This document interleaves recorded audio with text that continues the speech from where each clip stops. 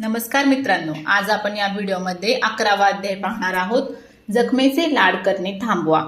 आपण कुणाला दुखवू नये हे बरोबर आहे, पण कधी विचार केला आहे का, दुखावतो नेमकं कोण, तुम्ही की तुमचा अहंकार? दुखावलं जाणं ही वाईट गोष्ट नाही, उलट ती एक संधी असते. आपण अजून कुठे भ्रमात आहोत, कुठे इतरांवर अवलंबून आहोत ते पाहण्याची. सोशल मीडियावर आपण नेहमी ऐकतो, कोणालाही दुखवू नका, हाच सर्वोच्च धर्म. पण जो माणूस खूप लवकर दुखावतो तो आधीच स्वतःसाठीच त्रास बनलेला असतो. याहून वाईट कोण? तो जो त्याच्या दुखण्याची लाड करतो. मित्र, नातेवाईक, जवळचे लोक जर त्याच्या प्रत्येक दुखण्यात सतत सहानुभूती देत राहिले तर तो माणूस कधीच मजबूत होणार नाही. उलट त्याची सहज दुखावण्याची सवय वाढत जाते.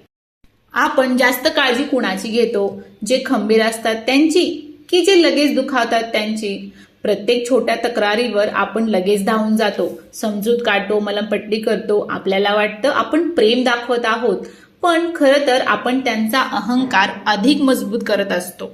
अहंकाराशिवाय आणखी काय दुखावू शकतं? शांतपणे विचार करा. आपलं खरं अस्तित्व कधी दुखावत नाही, दुखावतो तो फक्त अहंकार. जेव्हा आपण प्रत्येक दुखण्याला पुष्टी देतो तेव्हा आपण त्या व्यक्तीच्या पायातल्या साखळ्या अजून घट्ट करतो. त्याऐवजी त्यांना हलकेच घ्या.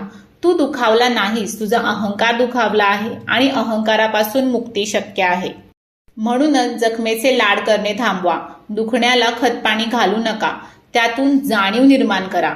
कारण दुखावतो तो फक्त अहंकार आणि अहंकारापासून मुक्ती शक्य आहे.